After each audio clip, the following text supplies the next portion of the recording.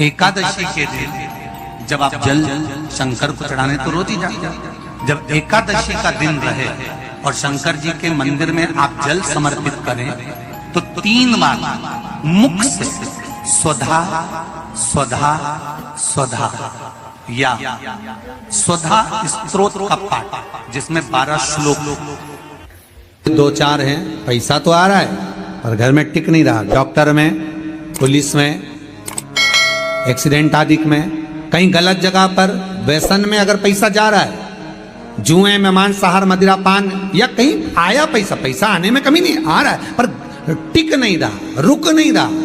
कोई मांगने आ गया, दे दिया, फिर वहां से अपने पास नहीं आ रहा, अपन कह रहे हैं भैया हमारा पैसा लौटा दो, नहीं आ रहा। तो महाराज शिव महापुराण की कथा कहती है एकादशी के दिन गंगा के जल में मात्र 7 बेलपत्री डालकर जो नंदीश्वर भगवान अर्थात जो शंकर जी के शिवलिंग के सामने नंदी होता है, उस नंदी के चरण पर गंगा का जल चढ़ाकर बेलपत्री शिव पर समर्पित कर देता है, उसके घर में रुपया रुकना चालू हो जाता है, फिर वो गलत जगह पर नहीं जाता, गलत स्थान पर वो धन जाएगा ही नहीं।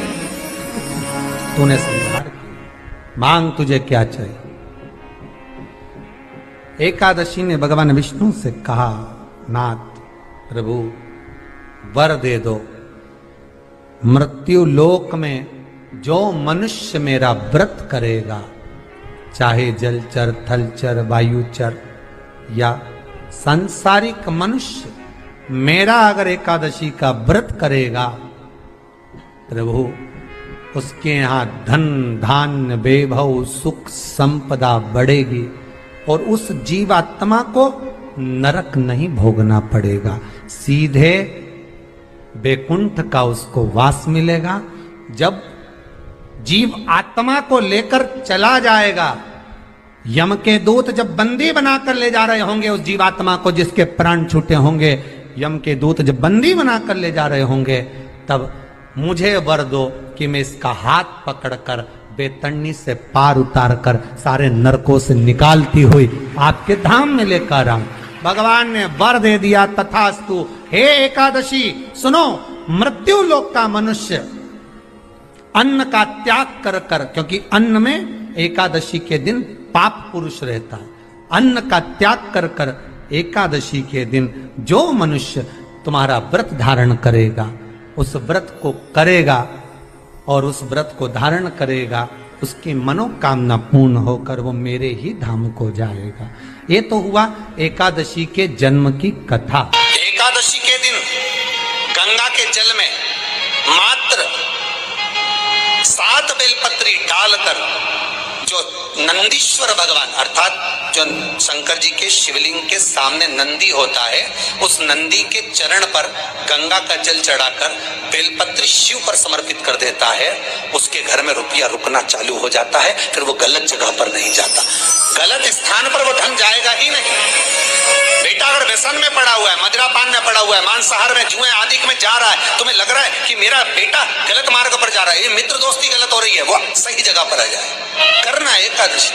कई लोग इसको धन के लिए भी करते हैं, संपदा के लिए, संपदा के लिए अर्थात जिसका व्यापार नहीं चलता, जिसके घर में पैसा नहीं आता, या नौकरी नहीं लग रही, या सर्विस नहीं लग रही, आप अप्लाई कर रहे हो, जगह जगह जाकर इंटरव्यू भी दे रहे हो और पैसा नहीं आता, तो उसके लिए भी प्रयास किया जाता है। पर उसके लिए यहाँ पर जो धन के लिए करते हैं, उसके लिए विष्णुपति के लिए करते हैं। मतलब जैसे गंगा के जल में तुलसी के 11 पत्ते डाले जाते हैं और उसको किसी भी नारायण के मंदिर में, राम कृष्ण शिव शंकर नहीं, राम कृष्ण भगवान विष्णु दत्त आदि जितने नारायण के मंदिर हैं, उस मंदिर में किसी भी पात्र में, एक छोटे से पात्र में उसको भरकर रखी आते हैं महाराज, उससे भी जॉब सर्विस नौकरी में सफलता प्राप्त हो जाती है। परंतु वो भी एकादशी को ही होता है। कुछ देर तक पात्र को रखा जाता है, फिर वही पात्र का जल किसी भी वृक्ष के नीचे डाल दिया जाता है, उससे भी नौकरी के लिए फायदा मिलता है। गंगा का जल कोई साधारण नहीं।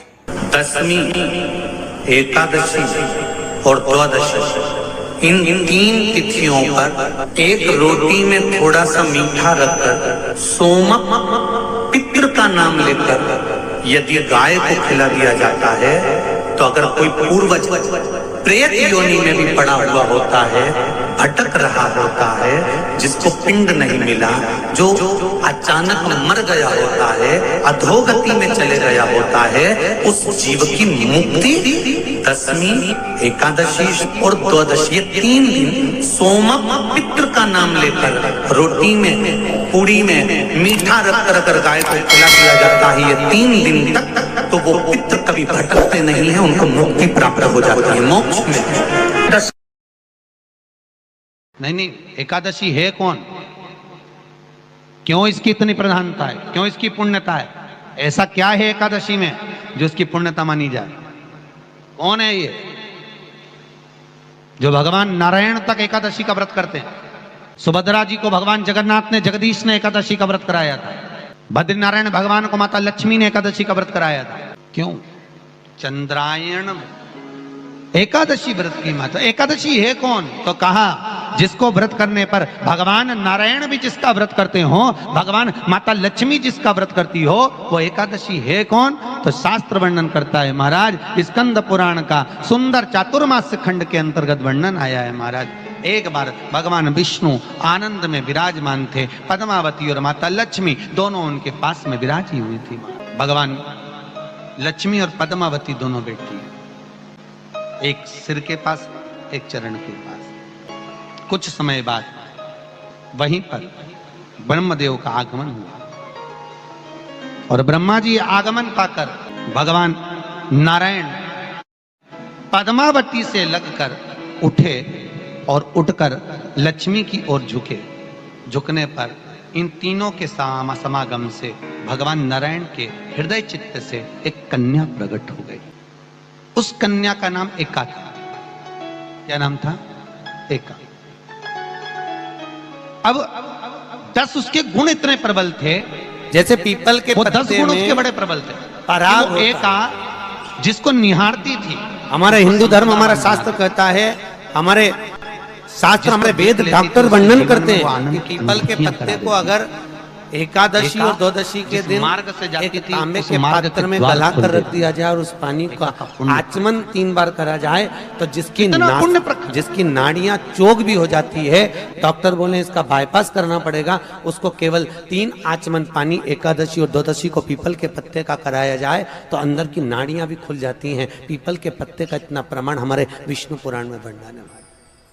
पीपल के पत्ते का इतना, पीपल के पत्ते का इतना लेख। जैसे चर्म रोगधारी व्यक्ति होता है ना, जिसकी चमड़ी सफेद पड़ जाती है, तो उसको क्या करना चाहिए?